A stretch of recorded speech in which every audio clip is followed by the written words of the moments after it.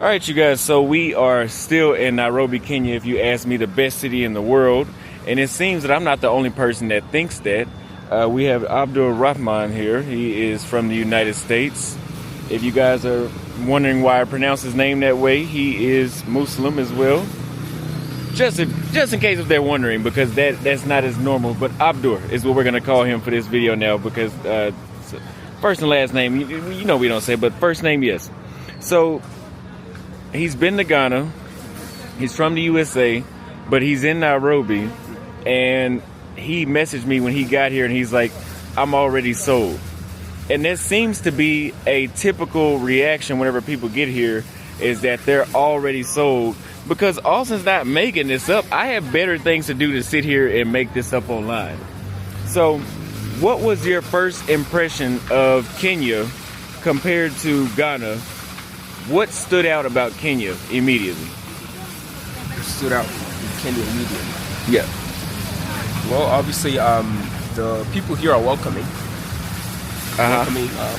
You hear everywhere, Karibu, Kaka, everywhere. So you feel this welcoming energy as you approach the airport. Even the guards outside the airport, how much is it called? The clerk, airport clerk. The guards outside the airport, I don't know, but I know what you mean. Yeah. So after dropping from the plane, going inside the airport, passport control and all, everyone is telling you Karibu, you know. So Ghana, I didn't get much of it. What was Ghana like then? Well, I guess like the United States, let's say that. Yeah, when I was there, I got that same vibe that it was like, I'm in Africa, but like this is like a watered down version compared to. And Kenya's not that much of a culture shock. I remember you told me that, but it still feels different than being where we're from. Yes. Here, people are more open to help you, actually. Yeah. In Ghana, it's just do by yourself, you know. Even in Ghana, if they want to offer you, you'd have to. It's like you have to pay them. Yeah. To help you. Here, they do for free. They don't really care. So yeah, that's what I noticed about the culture, the impression first, actually. And to be fair, I mean, Ghana had more scamming, but I would say the scamming here is minute. It still happens. It happens, but it's minute. This is not a perfect place. It's not, yeah. But after being to 7 other African countries, it's the best option for around the world. Is the best for me. Yep. So, what was one unique experience you had in Nairobi that stood out to you the most? Ooh, unique. I've had quite many unique experiences, actually. Let's think of one. I think that'd be quite difficult to well, for example, let's just say, like, one of my unique experiences here was going to the clubs or going to the malls, and everybody's just in a good mood. You can walk up to anybody and ask for directions, socialize. Okay, yeah. Well, obviously, go to the stores, like you mentioned. Everyone is very, very, again, welcoming. You know, this is how it is. They're not standoffish. You're not gonna go there and expect to just buy. You're gonna end up going with a whole lot of things you learn from that person. You're gonna get into some kind of conversation with them, at least. So, very good people to talk to, actually. You speak a little louder, because it seems like now that I'm recording, it's 1,000 buggies coming by. True.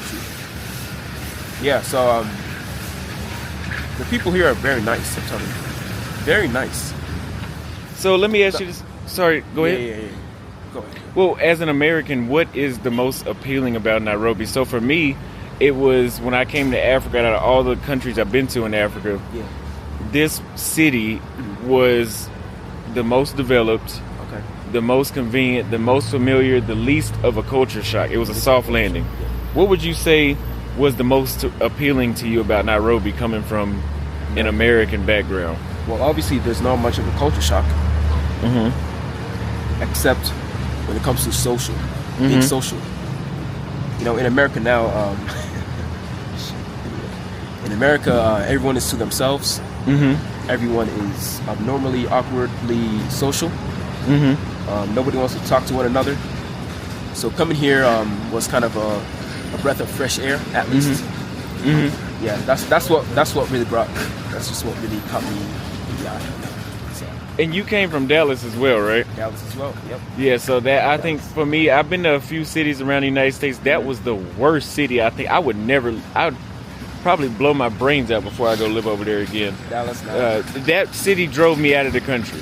So coming here, it definitely is a breath of fresh air. Yep. So what part about the culture, the food? What do you think about the food here in Nairobi? Oh man, food. I eat once a day actually. You eat once a day? The food, you get full. I think that's why I eat once a day. Okay. The food here, it's filling. Mm-hmm. I've never had any stomach ache so far. Mm-hmm. It feels healthy. Like the eggs even, because I eat eggs every day. Let me just say that. The eggs here just feel much healthier than the ones in Dallas. Mm-hmm. I don't know. There's something about it. I don't know what it is. Well, these eggs out here, and I know this is first in Tanzania, but even out here, you don't have to put them in a refrigerator. You don't. The food is completely different. Besides social life, the cost of living, the food, and you get to pick what weather you want to be in. That depends on where you're at. But you really get to craft your own life here. So what advice would you give to an American who's considering visiting Nairobi, but is still letting the propaganda of Africa get to their head and just swaying their decision? Oh, that one is tough. That one is tough. There's a lot of it. People have this painted picture, obviously, from school, from our teachers back in elementary school and all that. What advice would I give? Well, number one, one of the things that people talk about when it comes to Kenya is the ladies. Mm-hmm. Don't come here for the ladies. That shouldn't be your first reason to come here. Obviously, it's something that we struggle with back in the States, but that shouldn't be the how am I going to call it? The reason for you, the number one reason for you to come here. The purpose of your travel. The purpose of your travel. Thank you. Right. So, something more important would be the quality of life, the air. Pretty much, don't come for women. No. Just don't. It's a good addition to the city, though. It's a very good addition. It shouldn't be number one. No, never.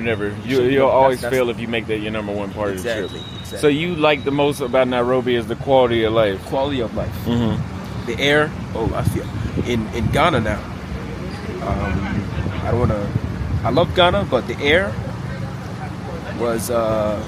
I was actually diagnosed with severe asthma in Ghana. Really? Yeah, the doctor diagnosed me with asthma. So that one was one of the things that I guess struggled with when I was in Ghana. The air there wasn't on point. It wasn't on point. But here, same city vibe, but I've not had any breathing issues so far. Mm-hmm. So yeah, I prefer Nairobi over Ghana.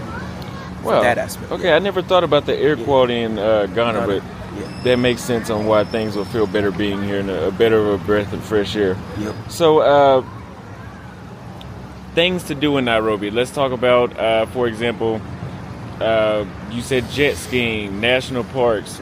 Do you feel that there's more things to do in Nairobi than there are in Ghana? Ooh, that's a good question. More things to do. I would say yeah. Mm-hmm. Ghana, where I was in Kumasi. They didn't really have much of the parks. Not many tourist attractions, let's say that. Mm-hmm. So, I guess maybe because it wasn't the main city, like Accra. Because I didn't live in Accra, so I don't know much about Accra. But here, there's too much to do in Nairobi. Too much to do in Nairobi.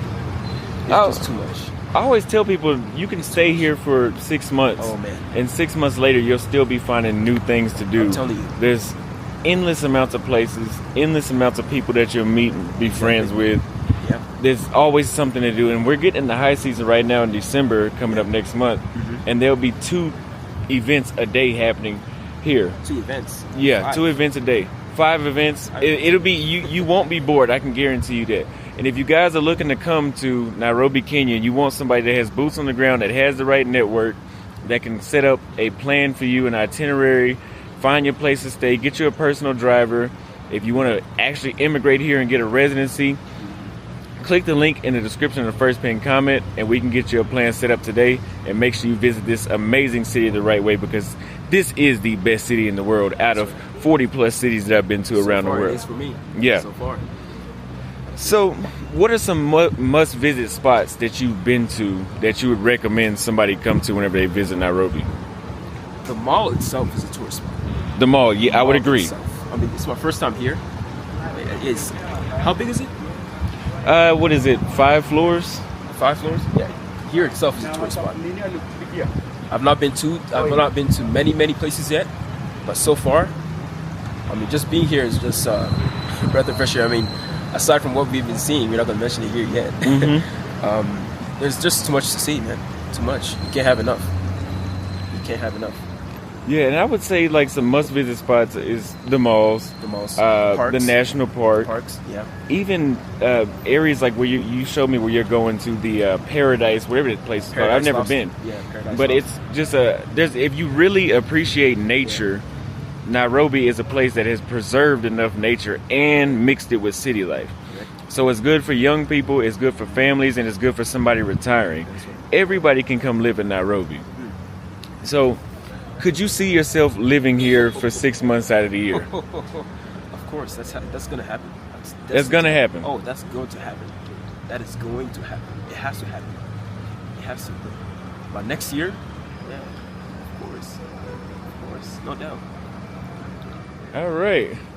Well, I appreciate you coming through and giving everybody a testimony and telling them that this is the best city in the world and that you could see yourself settling down here and that Austin is not just on here just yapping to make stuff up, that this is really a paradise. Is that what people say?